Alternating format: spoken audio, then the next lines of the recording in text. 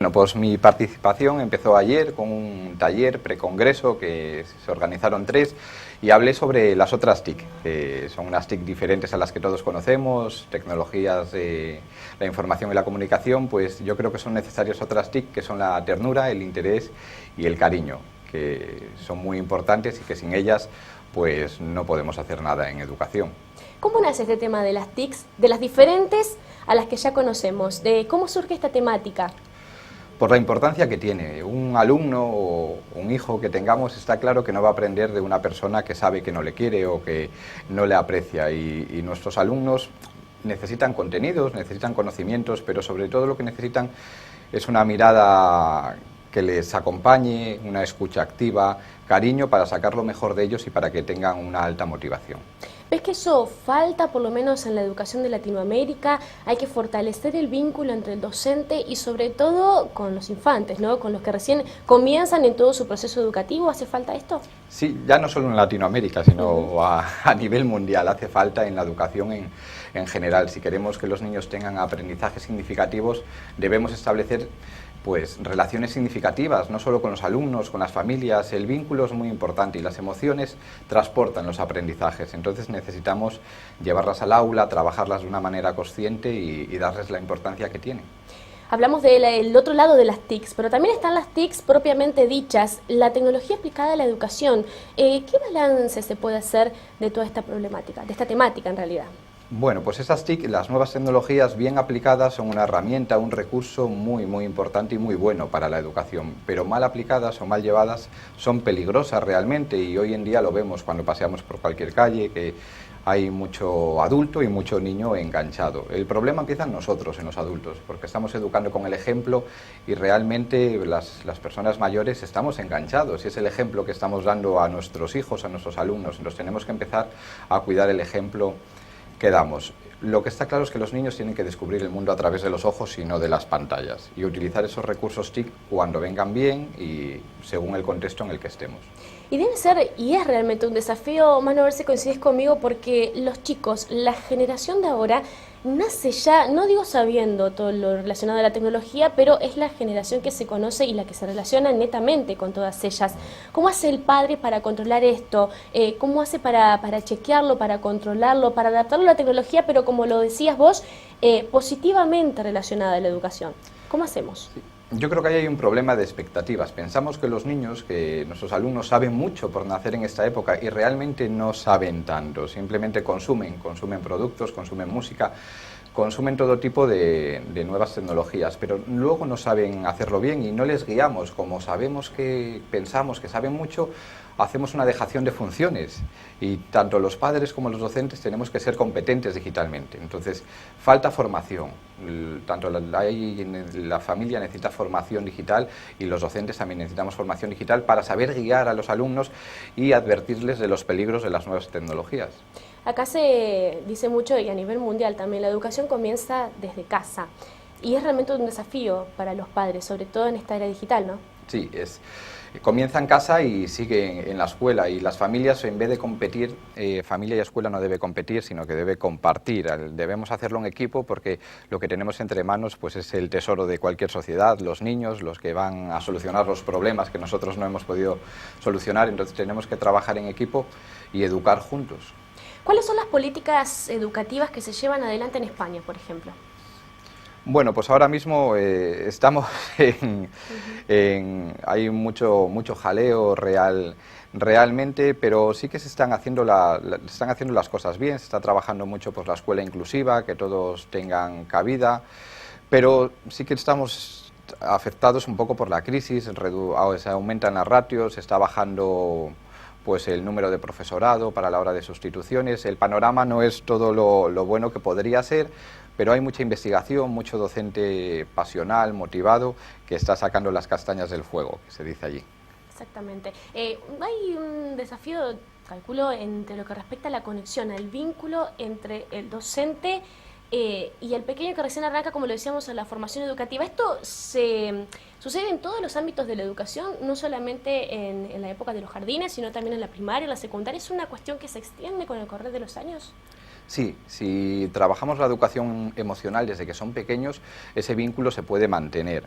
Lo que ocurre es que si no se trabaja y un alumno te llega a secundaria, a una etapa superior, y no se ha trabajado con la educación emocional, es muy difícil establecer ese vínculo. No imposible, pero difícil. Entonces es una cosa que se debe trabajar desde que son pequeñitos y ayuda a que el aprendizaje pues aumente, sea mayor y bueno, que se esté a gusto en el centro educativo.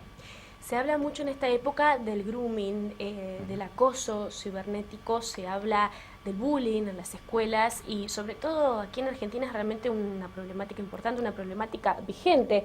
¿Cómo se aborda esta temática en España? ¿Cuáles son las posibles soluciones? ¿Qué se debe hacer del lado de las políticas educativas en torno a este tema? Pues ser contundentes en estos casos de bullying. En España se está dando mucha formación al respecto para los profesores, cómo prevenir, cómo actuar con las familias, con los niños, pero lo que está claro que siempre en un caso de acoso escolar, de bullying, el acosador es una persona que no se quiere a sí mismo. Y como no se quiere a sí mismo, pues quiere ver dolor en los demás y lo genera. Entonces tenemos que trabajar ese trasfondo de esa persona acosadora y ayudarle también, aunque suene fuerte, pero también necesita mucha ayuda. Y sobre todo a la víctima, pues darle todo el apoyo, seguimiento y necesario. Pero lo que decía antes, la formación es fundamental, fundamental. Bueno, hay algunos indicios, digo, que el docente tiene que tener en cuenta y tiene que prestar atención para decir, bueno, este alumno puede que esté atravesando una situación de acoso, una situación de bullying, una situación de grooming. ¿Hay ciertas pautas a tener en cuenta? Sí, sí, sí. Yo por mi experiencia, por lo que he vivido, a los niños les cambia la actitud, les cambia la mirada, les cambia el estado de participación en el aula. Se nota, se nota. Se nota y muchas veces lo esconden, no lo dicen y ahí tenemos un problema porque tardamos en enterarnos y cuando nos enteramos a lo mejor ya ha sufrido demasiado. Entonces tenemos que estar muy atentos y fijarnos en estos pequeños detalles que nos van a decir que ese niño no está pasando un buen momento. Y a partir de que el docente se da cuenta, ¿qué es lo que tiene que hacer? Automáticamente hay una conexión con el alumno, hay que hablar con la dirección de la escuela, hay que hablar con los padres, porque no debe ser complejo, digo, darnos cuenta de que a uno de nuestros alumnos está sufriendo de acoso, le están haciendo bullying. Bueno, ¿cómo actuamos en este caso? ¿Cómo actúa el docente en esta situación? Lo primero es informar, claro, al equipo directivo y a la familia y a partir de ahí tomar las medidas necesarias y sobre todo preocuparse mucho del niño o de la niña que está sufriendo ese acoso. Entonces iría por paralelo, se avisa al equipo directivo, se avisa a la familia, se establecen las medidas oportunas para tratar el caso y luego sobre todo nos ocupamos de la víctima para intentar recuperar y que esté mejor. Hoy se habla mucho de la psicología en las escuelas. En España, ¿cómo se trabaja en esta temática? ¿Hay psicólogos o psicopedagogos en cada una de las instituciones educativas? ¿Se apunta a esto, sobre todo por la temática que estamos abordando y que tiene que ver con el bullying y la problemática que rodea a esta situación? Sí, en España en cada centro educativo hay un departamento de orientación que se llama, formado por un psicopedagogo, por un profesor de educación especial que llamamos allí y están disponibles para cualquier caso de estos. Entonces, si ocurre cualquier cosa, pues dispones de un psicopedagogo que puede ayudar a esa familia, que puede orientar, que puede... Entonces, en ese aspecto estamos bien cubiertos con profesores especialistas en el tema. Manu, todo esto vos lo podés plasmar a través de diferentes portales, sos un fanático de las TICs, de hecho tenés tu propio blog. Contanos un poco de esto, ¿cómo nace tu plataforma? Es a la que todos tienen acceso y pueden obtener información de todo lo que estamos desarrollando ahora mismo. Pues simplemente por inquietud. Yo tenía reflexiones educativas, recursos que voy generando con mis alumnos y bueno, pues era una manera de compartir con los demás y empezó poco a poco, luego se ha extendido mucho, me han otorgado gracias a él pues muchos premios y he tenido una gran suerte de conocer pues diferentes países para hablar de lo que comento en él. Pero más bien era por compartir, por recibir opiniones de otros profesores de otros países y aprender de ellos. Entonces, así inicié la aventura de las páginas web, que tengo varias. ¿Nacen consultas de otros docentes? Muchas. ¿En este blog, sí? Sí, muchas. Constantemente tengo cientos de mensajes de colegios de toda Europa, de Latinoamérica, muchas de Argentina, México, Colombia, Perú, Chile. ¿Cuáles son las consultas que aparecen? Algunas de las principales. Muchas están enfocadas a la educación universitaria, porque a lo mejor están cursando un doctorado o están haciendo una tesis y me preguntan por recursos, información. Y otras me piden programaciones, consejos por algún problema concreto que han tenido en el aula, algún recurso para fomentar la lectura.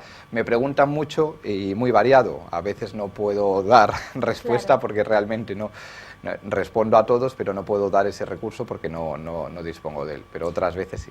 ¿Cómo transmitís en tu blog este desafío, ¿no? Una de las consultas que acabas de decir, fomentar la lectura en el niño, fomentar la lectura en el adolescente, en el joven que está atravesando este proceso educativo y que es tan complejo en la actualidad con el avance de la tecnología? ¿Cómo hacemos para que nuestros chicos lean un poco más? Bueno, lo primero sabiendo que leer es un verbo que no se puede imponer, igual que amar tampoco se puede imponer, pues leer tampoco.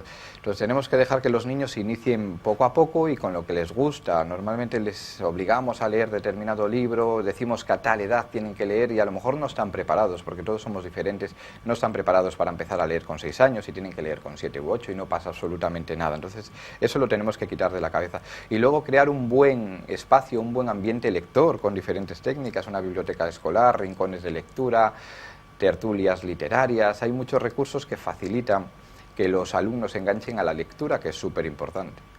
Te cambio de tema, Manu, porque una problemática en Argentina son los altos índices de alumnos, de jóvenes sobre todo, que abandonan el proceso educativo en cierto nivel, quedan en las escuelas.